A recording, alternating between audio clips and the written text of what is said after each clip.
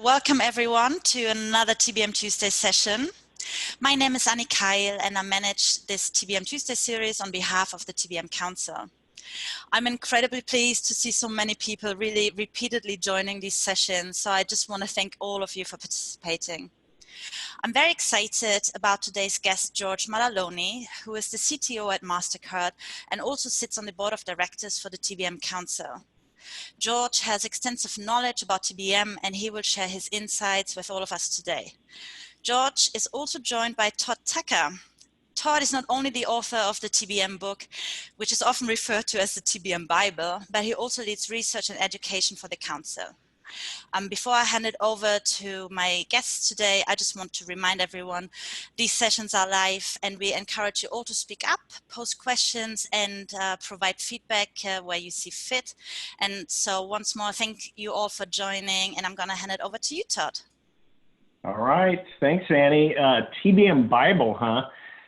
It's the Old Testament, if it is.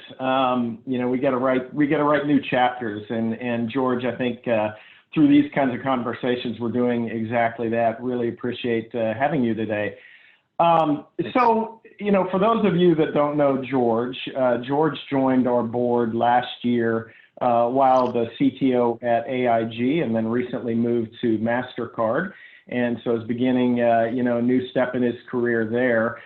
We've known the Mastercard team for years, as we've also known the AIG team for years, and we've had folks from both organizations on our board, and now we have George, obviously, on our board. So really good to have these, you know, both very fine organizations, definitely market leaders, involved in the things that we do. And it's good to have you all on to hear the story.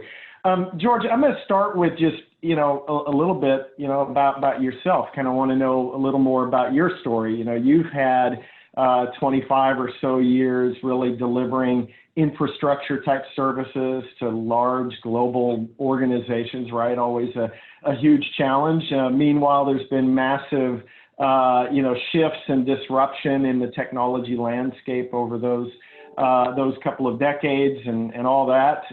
So never without challenges or opportunities. But what I like is you started, you know, early in your career earning your degrees in computer science, business administration, even mechanical engineering, which I consider to be three largely diverse disciplines. So I'm curious, what's the story?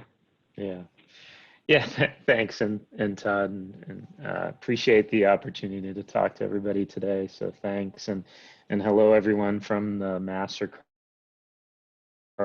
New York City Tech Hub, where we have begun a return to office at least process during these times. But yeah, as you said, I grew up as a a math science kid, if you will, but always had like a kind of keen interest, being from the New York City area and floating around Lower Manhattan at times. This kind of fascination with Wall Street. So while tinkering around on like a Radio Shack TRS-80 computer and learning how to code when I was in middle school, I found like all these interests that I had, and I gravitated more towards the technical or engineering world, and really that's led to where I went from an undergraduate perspective, and then just kind of always had the business stuff on my mind. So as I moved, especially early in my career, I'd ping pong between a technical job to more of a business-minded job, back to a technical job, and I did that at first as a programmer, then as a project manager, then back as a systems consultant, and then a product manager. So as I was starting out in my career, I really, tried to always ping pong, keep myself rounded in terms of the technical and the business aspects, because A, I liked it and it kept things fresh, and B, I found that once you were on the other side, you could understand how this stuff's really being applied, right? And And I think that's probably set me up pretty well from the TBM perspective to kind of know, understand, and kind of get it, as part of the rollouts we've done. Yeah, yeah, absolutely. That's what I love to see is just, that spanning between both business and tech, and it's certainly the background that we need within the council. A lot of folks don't, have that diverse a background. They bring, one or the other in a lot of cases, and they're kind of learning the other side. So what I hope is with our community and folks that are practicing TBM, if they come from a finance background, they're kind of like you, they're curious about tech, but similarly, they come from a tech background, they're curious about the business side or the finance side and so forth. So yeah, it's just really good to see. Let's start with kind of looking at the different kind of organizations and programs that you've probably been invited to join. I'm sure you get a lot of calls from people that participate in things. I just wanted to ask, why join the council? Why join the board of directors, which, you lend your time for things like this. You lend your personal brand and that of your companies and so forth. So obviously it's a meaningful thing. What attracted you to what we're doing through the council? Yeah, well, I think first that, having seen, TBM in practice, it was, from a functional perspective, something that I guess, like I just said, was attracted to. I think as I got to know the council through some of the, pre-board member interactions, it was clear that this was, much more than just about a tool, and it was much more about, a practice, right? Like a trade craft, if you will, of how you do manage technology in a large scale way, and that when I think about what we're trying to do within, whether you call it technology, whether you call it IT, whatever you call it, you're trying to really connect the things to the business value of or what we're trying to drive from the business is trying to drive, right? And I think sometimes we lose sight of that, right? And we get so hung up on the tool or the technology we're deploying. And one story I recall, that actually happened right around this time was, I was in a cab with two people that work for me, and or maybe an Uber actually, and the Uber driver asked us, what do you do? And I'm about to say, hey, I'm a technology, I'm in IT, I'm something like that. But the guy in the front seat says, oh, we sell insurance, right? And I just hadn't grasped it at the time, obviously I was with AIG, but that's really, at the end of the day, it's like we're here to provide value to the business and really do what the business is doing or enable what the business is doing. And that's, that's when I talk about this practice. It's really how do you make it practical for the business? Yeah. I like that. I mean, to me, it's always about sort of tearing down the walls or the divide between, the lines of business, the capabilities, et cetera, that the business needs to drive and the technology. Like those have to be looked at from the same, really perspective. Obviously, there are domains of expertise that, folks bring, but, you have the same mission at the end of the day. And kind of reminds me of the NASA story that we've probably all heard, where the reporter was at NASA and he asked, at least I think it was a reporter, somebody asked a janitor who was sweeping the floor, what do you do around here? And he said, I'm putting a man on the moon. I don't know if that truly happened or not, but it definitely, it illustrates the point. We're all involved in our mission. So I think that's spot on. So interestingly, think about what you do, whether it's currently in your job or in previous positions. I'm curious, just what are the top priorities over the last few years from the business side that have impacted your technology, organizations and those functions. And then maybe if you could, George, talk about, what does TBM do to help you meet those priorities? Yeah, sure. So, I think I've seen a lot of different companies, and back in the time I spent at AT&T, I actually supported internally the internal AT&T environment, as well as close to a dozen customers, and then I've worked for now three enterprises directly. I go back to that mission that the business has is really what ends up driving your priorities. So, if a business is in a restructuring mode, obviously, you're going to be erring on the side of efficiency and how to get through that restructuring time. If a business is transforming itself and trying to become something new, it's how do you stand up new platforms? How do you get those things moving to help enable that transformation? If you've got somebody's trying to start a new business completely, then you have the opportunity, which is always a pleasure, to build greenfield stuff and start fresh. And so I think those and sometimes in a large enterprise, you actually see all three things happening at once. So you got to be sensitive to the business priorities. And then when it comes to what the TBM practice, if you will, can bring to the table, you, like anything, you got to take the components of it and apply it appropriately. It really gives you a lot of more information, though, to help you make decisions you need along that way.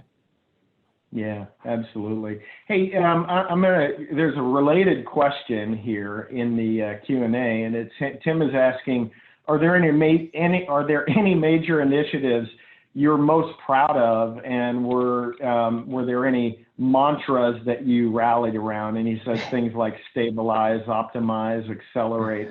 What are your thoughts there? Yeah, well, hello, Tim. Listen, we're going through kind of I think a generational changing event right now with COVID.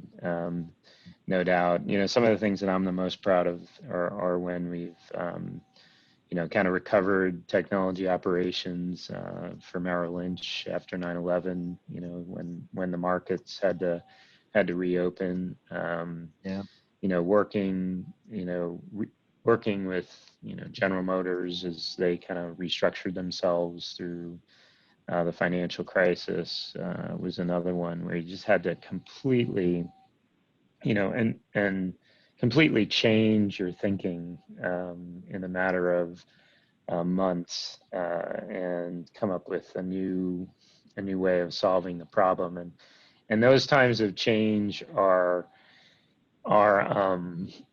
just so impactful for your own being, if you will, because if it's really hard to change your paradigm from something I've built, something I've grown, something I've done for the past 2 years to now I have to go rip that whole thing apart and do something completely different.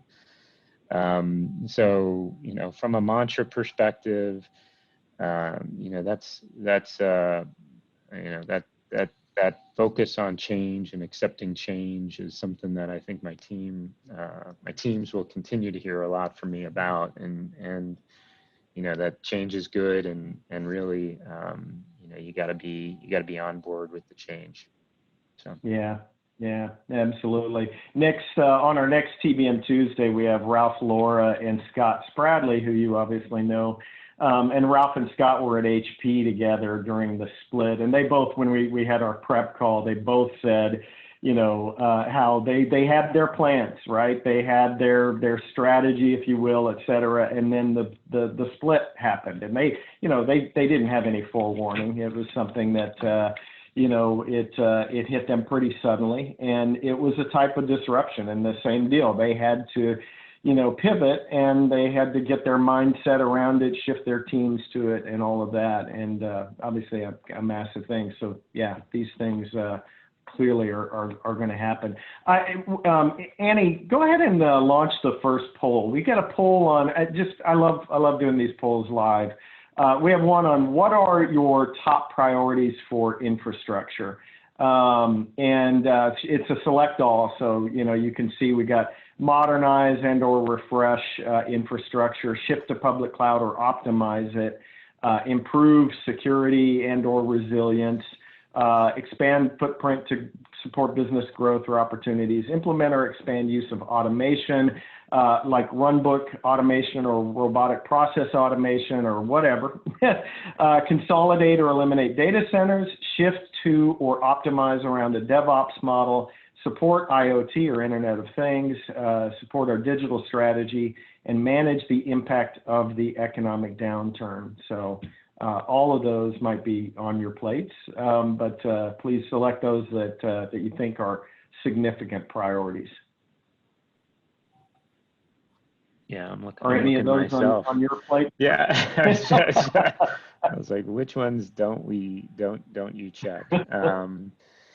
I think certainly at the bottom, I think a lot of people this year focused on how to, infrastructure has been absolutely critical for, as I like to say, supporting the lifeline to all of our workers who've gone remote, right? So, so that's definitely going to be that should probably be up on the list. Oh yeah, that's a great point.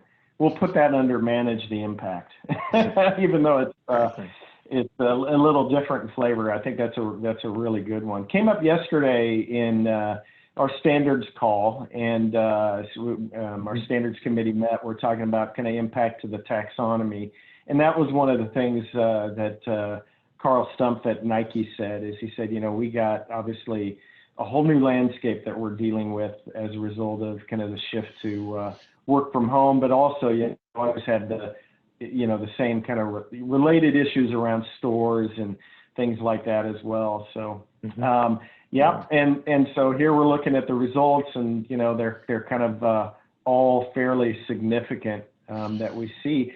Shift to cloud, that's or optimize use, right? We're kind of leaving it open, but 68%. Probably not a big surprise. I was also surprised, though, George, the other day I saw I can't remember if it was McKinsey or Deloitte. One of the firms had done, oh, no, it wasn't either, actually. It was Uptime Institute had a survey basically looking at, what's used for workloads. And still the vast majority is, on-premise and data center, like owned or leased data centers, which we're going to ask about here in a little bit. So a lot's changing, but a lot is still, there are things you still have to manage. Okay, let's go ahead and move on. I appreciate that, folks. Let's talk about data. When we talk to folks driving TBM, probably the number one thing that we hear about that's a roadblock or a hindrance is just the data that they have or don't have, or the quality of it. And a lot of that data is coming from infrastructure and operations, obviously. So, it might be asset information, things out of a CMDB. If you have that, there's certainly a lot of vendor data that comes from that way and so forth. And it's something we like to call just dirty data. That's a phrase we use a lot. But George, in your opinion, how can I&O teams help with that? Yeah. So like as I think you've well articulated, I think if anybody tells you they have like a clean asset inventory, you got to check your wallet or something like that. So it's one of the top risks, one of the top challenges. Whether in any of the scenarios, whether you're growing, whether you're shrinking, it doesn't matter. But making sure you track that inventory is certainly a challenge, and it's become more of a risk than ever because of cyber and the cyber threat. You know, making sure you know what the attack surface is, and making sure you've got that well managed from a you know, certainly from that perspective is key. So it's no doubt it's a challenge. It's still going to be a challenge for a while. I think for infrastructure teams, you know, we're usually kind of tip of the spear on this, to be quite candid. And you know, you know, you know, the discussion we continue to have is how do you automate as much as, you know, possible in that arena, and not just automate necessarily on the back end, but automate on the front end, right? So you've got to build platforms that are not going to be, you know, suffer the annual cleanup, you know, kind of activity that continues to go on. And for those areas that you still do have to have the annual cleanup, you want to automate and shrink and use discovery tools as much as possible, so you can at least, you know, keep the manual work to a minimum. And that's you know, that's got to be part of your rhythm, is how do you continue to drive that automation and you know, lessen the swivel chair kind of stuff that needs to happen.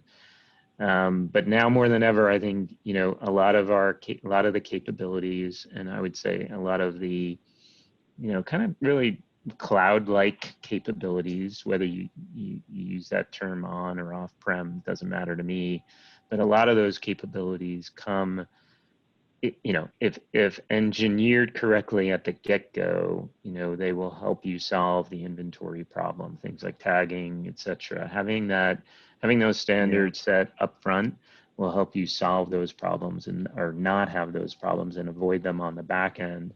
And I noticed part of the survey, it was, you know, the 68% was, I think it said, you know, using more use of public cloud or optimizing use of public cloud. And both of those things have to go hand in hand, right? So, and if you don't have that appropriate accounting, or tagging, if you will, kind of, you know, standard set up at the get-go, you're going to get yourself in trouble with those cleanups afterwards.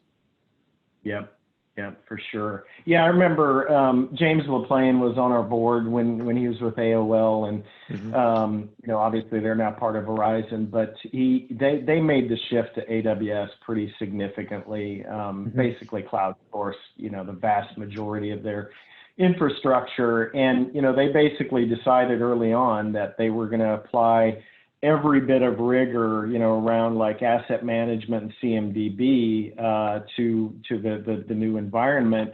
And so for them, they weren't doing a lot of tagging in the cloud, you know, like in the AWS tools. They had to do some of that, but they really just tagged it and linked it to their CMDB. And so everything there was still represented the same way, but they heavily leaned on automation to do that. It was the only way to make it to, you know, practical. And I think, you know, you and I talked about this as well, that I think we're going to see a wave of automation in this regard, and things will get more sort of self-descriptive from the application down. You know, you think of the use of containers, the way those are deployed. There's metadata that goes around them and JSON and stuff like that. And you know, I think we have an opportunity to see more automation applied to the way we manage our stuff. And we have another poll on this, Annie, if you don't mind throwing that up as well, which is, I'm just curious for, I kind of know generally what we'll probably see here, but how would you rate the data that you have for TBM? It's obviously, it's a broad, very broad question. And I would say if you're saying excellent, it probably means that you can support, you know, a very consumptive-oriented model for TBM, that you have data that drives, you know, or could drive most of your allocations, and it's the data is good enough for the decision-making that you need, and so forth. And obviously, if it's poor, you're very dependent on using more assumptions to drive your model, and you probably or hopefully have a plan to improve that data using the transparency that you get. So go ahead and just kind of pick what you think is right. And Annie, why don't we go ahead and show the results? That's a pretty quick one. By the way, Guillermo's asking about the Menti code. And I know, Guillermo, you're paying attention because normally we do use Menti for a lot of our sessions. For this, we're just using in Zoom. So if you're not on the Zoom application, you can't see this. But let me just read out the results since this one is fairly short. In terms of ratings here, 4% excellent, 25% good, 36% fair. So right in the middle. In fact, it looks like a bell curve. 21% poor, and then there's 14% that just don't know, which, you know, I think an I don't know either means you're not involved in the program, which is possible, or you don't have that kind of insight, which is as problematic probably as poor. But probably not a huge surprise here, right, George, in terms of what people are saying. Yeah, exactly. Yep. Yeah. Always a lot of opportunity, I think, for improvement. And, you know, I think a lesson always is that you improve your program as you go. It's one of the, I would argue, one of the tenets. It's certainly one of the disciplines that we define for TBM is that continuous improvement. Let me look here. I'm going to actually, I've got to ask this question, George. It's just interesting. You obviously are fairly new to Mastercard, but you've been in financial services for quite some time. Ganesh is asking, how do you see credit card, debit card industry evolving in the next 5 years? I know it's kind of a crystal ball type of thing, but what are your thoughts on that? What do you guys see that at least that you can share coming down the pipe?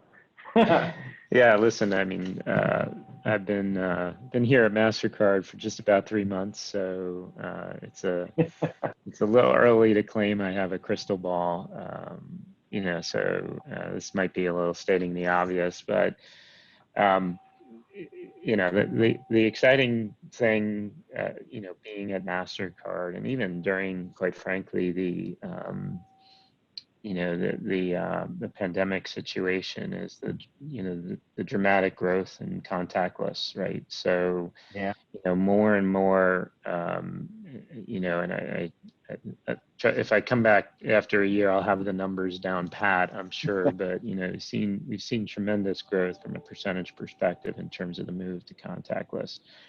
And there's still just a ton of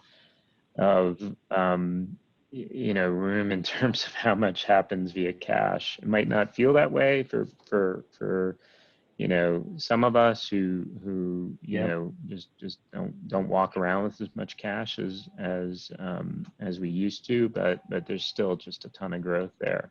So when you think about the next 5 years, that's certainly one. Absolutely, you know, the push on open banking is real, and there's been you know,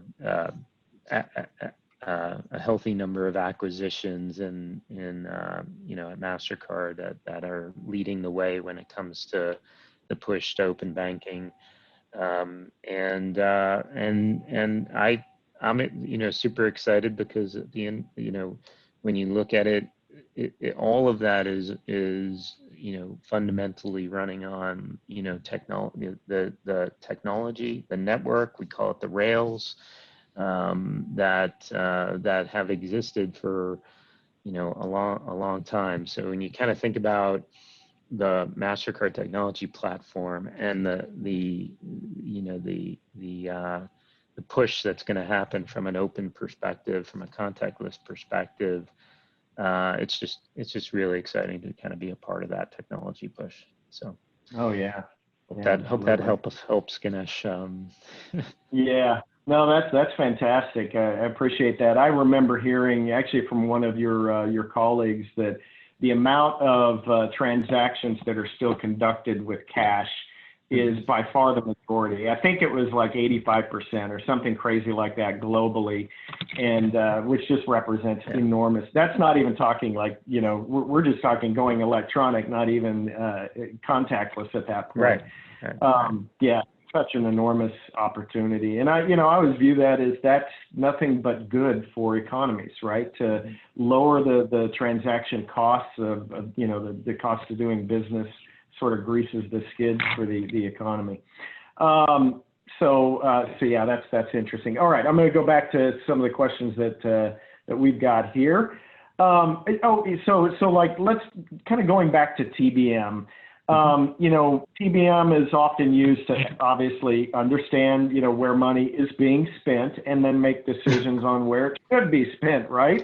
Yep. So from your perspective, and again, I'm not asking for specific to Mastercard or even AIG, but just more generally, as you think about how TBM is applied to, you know, technology or infrastructure dollars, how does TBM help you with that, or how should it help you with those types of decisions?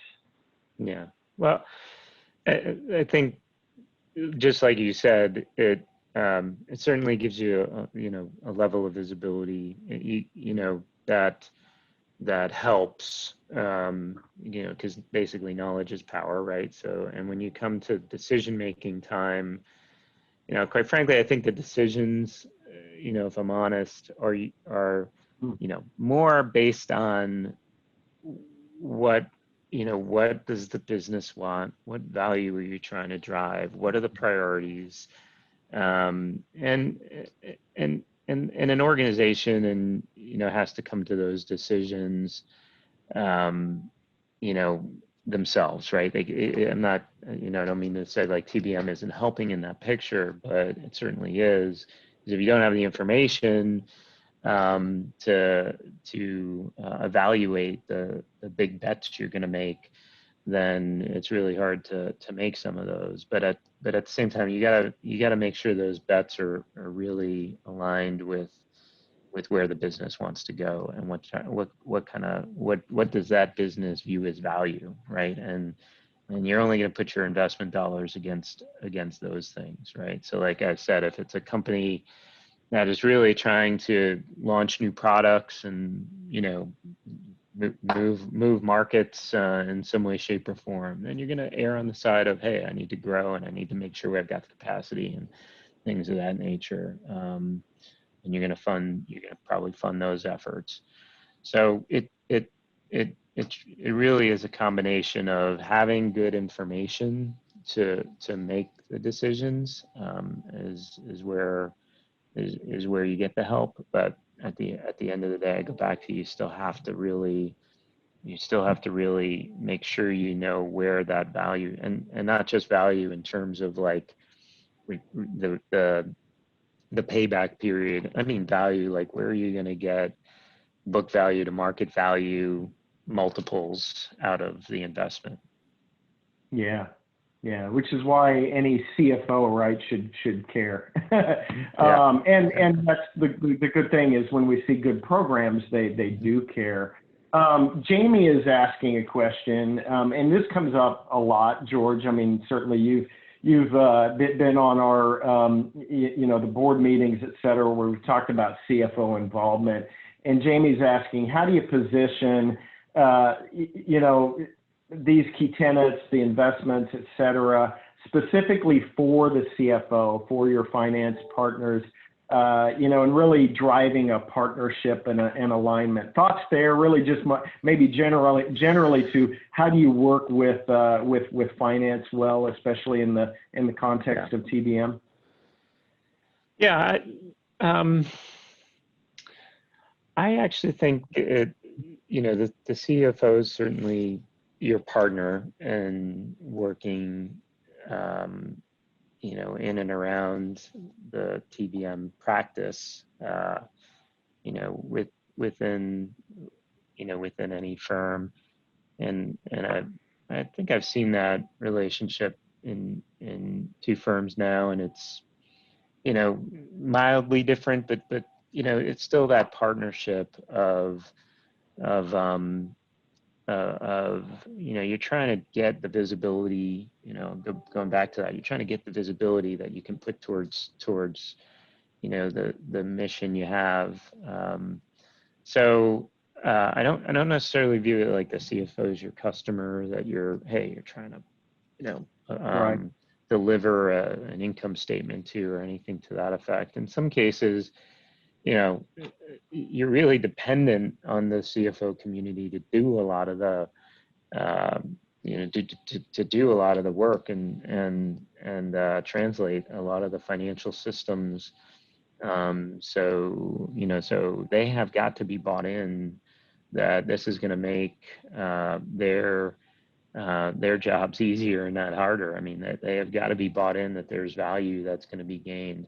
Usually that comes because they have to, they're having challenges themselves explaining to the heads of product or the CEOs or whatever, however you want to look at it. They're having problems explaining to them, I see this technology line that says a big number.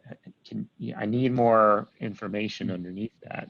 Give me line item detail, and people need some assurance that they can tie that back to something that's meaningful. They don't need to know like it's asset A, B, C, and D. Right. They want to know, well, it's this application. Oh, okay, that application ties to this group in my operations team that is performing this function, and I now can understand what this what this technology is doing for me, and what this money I've just spent on this technology is doing for me. Yeah. It really hit me. I forget who it was. We were talking about the role of finance, and I couldn't agree more about the partnership. But somebody just pointed out. They said, look, it's actually our people that have to explain the cost to the lines of business, and I'd always thought, some organizations, you have like this business relationship management type role, and many, obviously do that, but, finance ends up having to explain the numbers because it's part of oftentimes a bigger, amount of money that is being funded by the businesses. So if they're not a partner with you in that, it's going to be really hard to explain, not to mention just their role, like you said, and all the work. That's really good. Let's see. I want to shift a little bit here. We brought up cloud a moment ago, and obviously, public cloud is oftentimes on, people's slates. But it's not obviously the only option, and I'm just kind of want your opinion on how do you differentiate in terms of value for money, or however you want to put it, in this world of public as a service options, right? There are so many ways to deliver today, and you could deliver private cloud as opposed to public cloud, and so forth. What are your thoughts on that, and how do you guys approach? Or how have you approached this in your career? So the I think it's, and almost chuckling internally because I think it's a debate that is no doubt raging in technology teams all around the world right now, real time. The way I try to think about it is it's not just public versus private, and you really have to think about the where you're coming from, B, what workloads do you need to support, and C, what where are you trying to go? Like, what customers are you trying to serve, and how do they want to consume what it is you're building? So, and the various scenarios there are rolling around in my head, everywhere from internal customers, like our employees, external customers, we serve banks, issuers, credit card issuers, and the retail industry. So there's a lot of dynamics that even, here at Mastercard play a big role in that. And certainly so does the regulation that is evolving on a global scale.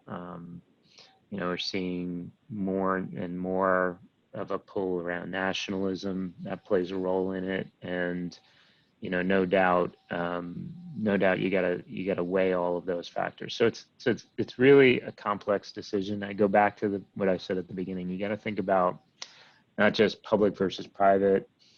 You got to think about where you're starting from. There's some as a service options that are really strong plays to help support things that maybe are not core to what you're running, and you really want to leverage those as a service options for those, because that just eliminates the debate entirely.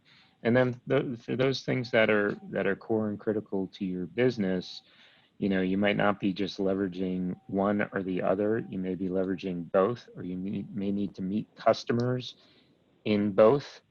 Because not only are you going through that decision, but your customers are going through that decision and migration. So and the one thing I have the greatest appreciation for is, from a network perspective, you still need a network to connect all of these things together, and there's more complexity than ever in making that happen. And you gotta build networks to adapt to both public and private cloud and as a service options. That's it. Yeah.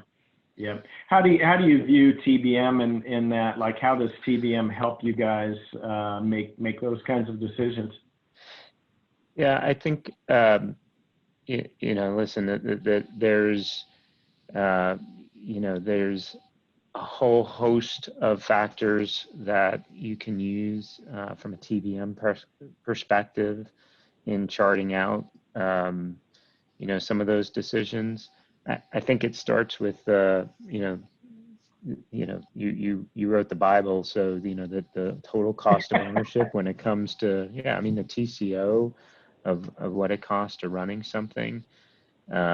You cannot, I see way too many people kind of just looking at the variable cost, or taking, a list price somewhere and comparing that to their,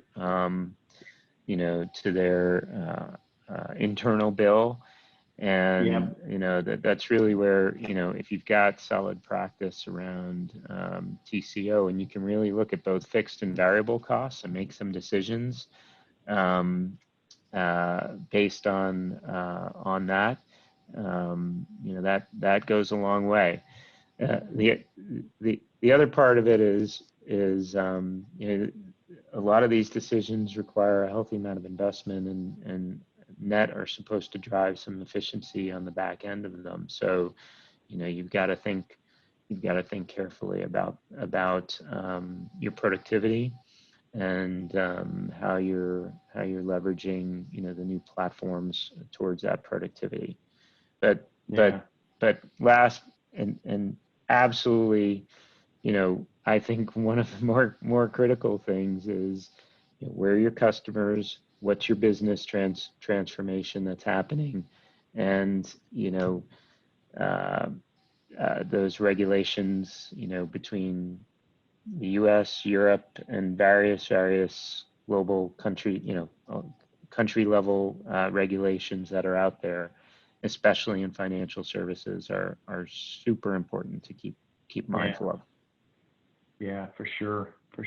It's funny. I don't know if it's funny, but I have a colleague I've worked with in the past, Scott Falis, who used to work for ISG, and he went out and he wrote a book, one of these up here somewhere, on cloud service evaluation. And it is a tome of evaluation criteria for when you're making cloud, service decisions. Do you migrate to cloud services, and spanning everything from software as a service to infrastructure as a service. But it just highlights the fact that they're not simple. It's not simple choices. They're complex. And to your point, right? You talked about the network. A lot of times that's what we hear, is that shift to a public cloud provider, say for infrastructure, has a significant impact on the network that you have, and it requires many times significant investment to make that work. It's super helpful. I like this question. Michael is asking, what has surprised you most during this COVID impacted workforce and economy? How fast everybody learned how to use Zoom, WebEx, and Teams all at once. I always joke that been trying to get, people to adopt, these types of unified communications tools for a long time, but nothing brings change faster and further than necessity, right? So, Yeah. End user adoptions like through the roof, and it happened in an instant. I think the other thing too, I mean, and just back even to the cloud discussion, tying it back to that, I mean, the everybody kind of complains about, I had a network, hiccup today. But the resiliency of the network has been really, really good. I mean, of the internet, right? I mean, I actually think about 10 years ago, there's no way the internet would have been, not just the internet, our home network, DSL connections would have been able to support this type of situation. And I think now, people can see the power of the network. And I'm going to go back to that cloud discussion, back to that, network enablement, and, really kind of a tie into the question around, Mastercard that came up is, we're a network-based technology. We're going to continue to connect our customers, our, ourselves, and be that technology, that network platform that needs to connect, whether it's as a service or cloud or in a data center. Those are the dynamics that we've seen live and in person here as we're kind of doing this webinar, much less afterwards when I get back on, with my team, and I'm meeting some of them for the first time, and they're still home, right? So the power of the network, I think, has been, you're getting me started geeking out on network stuff. So I'll end there. But that was a good question. Thanks. Yeah, it is a really good one. There's Gartner research earlier this year, before COVID, by the way, which I think was almost prescient in that it talked about fit versus fragile enterprises, and just the need for fitness to be able to deal with, what life may throw at you, right? So, and there's a lot of things that they talk about there, but I do think that COVID has stressed. It's been like a massive stress test for that fitness. I think some organizations probably thought they were fit enough, and turned out maybe they weren't. So now hopefully they've been able to catch up. But I think we're being tested like never before. And I love that certainly, it's a very the COVID time certainly tested my fitness, as I've been. You probably you poking a hot button of mine of not being able to get into a gym, but so it's been a lot more running than my body's been used to. Well, at least you're doing that, so we won't go here. All right, so let's move on. You used a phrase when we talked, and it was because we were talking in the standards committee about the use of platforms, and platforms has many different meanings.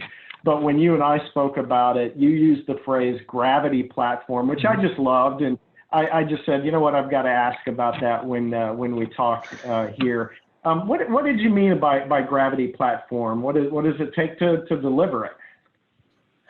Yeah, so you got to give some credit. That's definitely flat out plagiarism from a guy, Todd Lieb at Dell Technologies. But listen, it's just the basic concept of, if you're driving, you're trying to drive a transformation.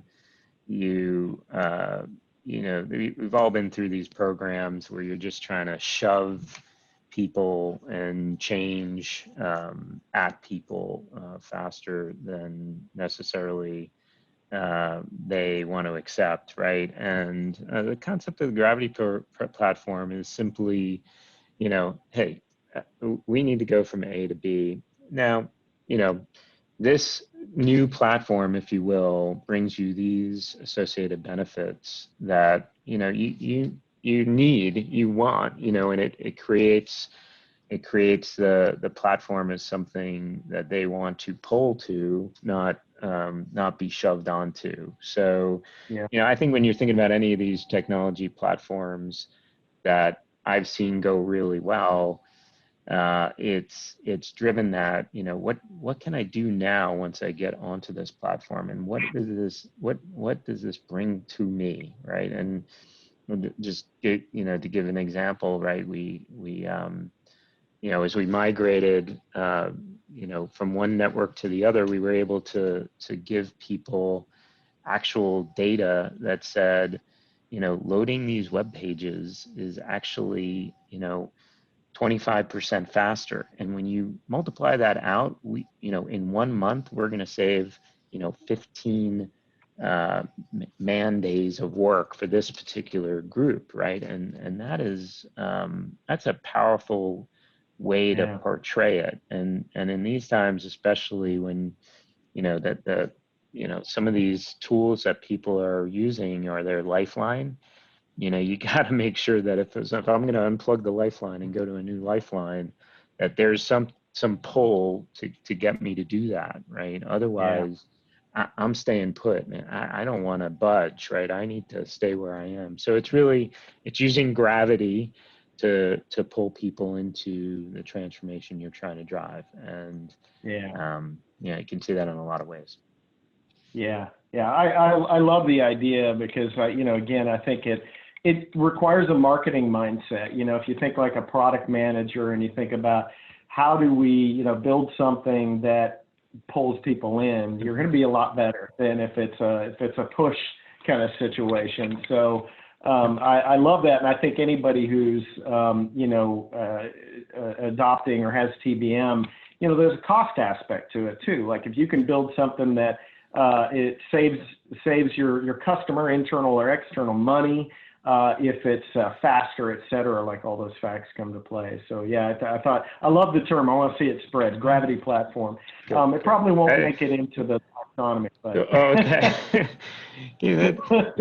It sounds good at the end of the program. So you tend to you do end up needing to get the crowbar out eventually to get the last bits of rock, to get them to loosen. But yeah, that's the thought. Yep. Change is hard. Change is hard. Okay, let's see. I'm looking just to see if we have any questions that came in.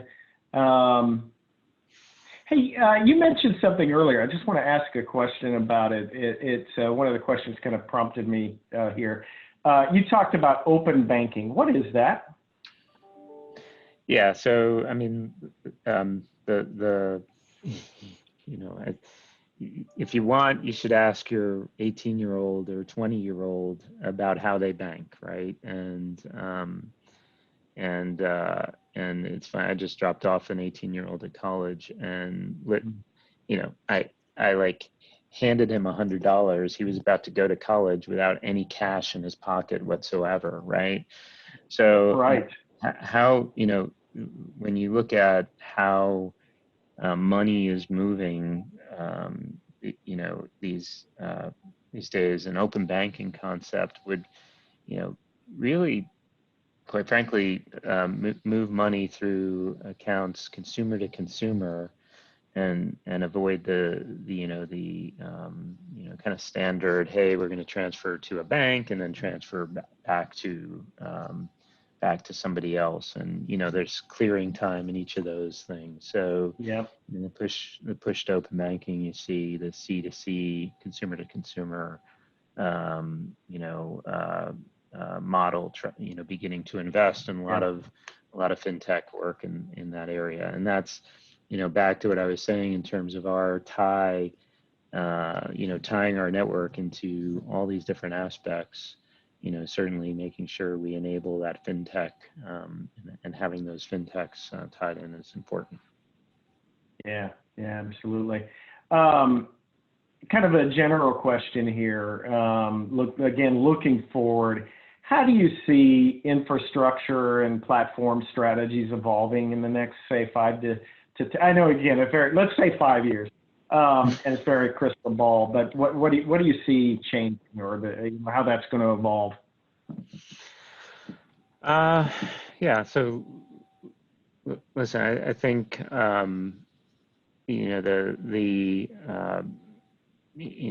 we've seen and you kind of quoted a study up front around this public-private cloud dynamic that exists. I think in reality, it's really more of a transition from a software perspective that we all need to think about as infrastructure leaders. I mean, I think the software change and the incorporation of the software that's being developed and into and where that we kind of been calling it software defined infrastructure, but it's really where do the essential services of infrastructure meet up with those software development capabilities, and that's really where these platforms need to go, so that it's not I got to build new hardware every time, or I've got to provision a new firewall rule every time, or things like that. It's really driving that software-based approach, from the get-go in the platform, and embracing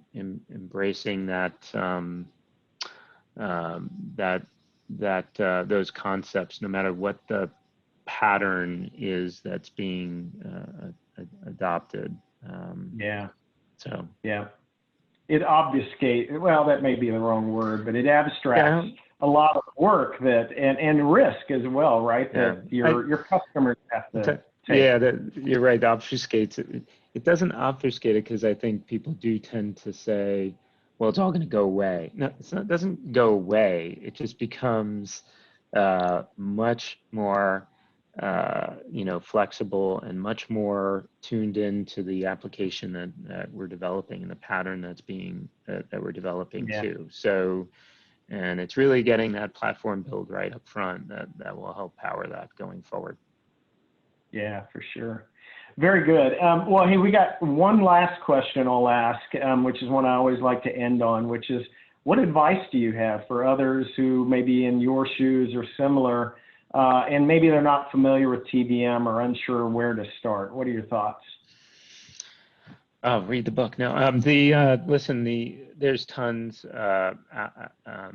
of these opportunities now. They're easier to, before, when I was getting started on this, I had to go to a conference, right? I mean, there's my advice to anyone would be, start online with this stuff. There's just so much available out there. You can consume it in a half an hour on the train, in commute, on a podcast. There's so many better ways to learn now than ever, and you have to be learning in the way in which technology is constantly changing. And with that, I would say, as I said up front, the way I learned was ping-ponging between technology and business, and I think that's absolutely essential if you're going to try to be a leader in technology. It's not just about the code. It's also about what value you're driving. So. Yeah, that's great advice. Get to know your business for sure. That's fantastic. And George, I want to just once again thank you. This has been fun, and I think we had a lot of good questions. Hopefully, we were able to get to most of them. I just want to wrap up and keep in mind next time in 2 weeks. As I mentioned, we have Ralph Laura from Lumentum and Scott Spradley from Tyson Foods. Those two go back several jobs where they met one another and worked together as CIOs for HP, different parts of HP Enterprise. And so there's personal familiarity between the two. It'll be an interesting dialogue with them, and they'll talk about really disruption. So some of what we touched on today. And then, of course, if you all haven't already done so, register for the TBM conference. We're going to have more discussions like these. We have a invite-only CXO forum on October 16th as well. So if you're a CIO, CTO, CFO, or executive and interested in that, let us know. But otherwise, we'd love to see you at the full conference. So once again, George, thank you very much. This was fun. And Annie, thanks for putting this on. Of course, always. Thank you, George, so much. Looking forward to the next one. All right. Bye now. Yep. Bye, everyone. All right. Bye, everyone. You.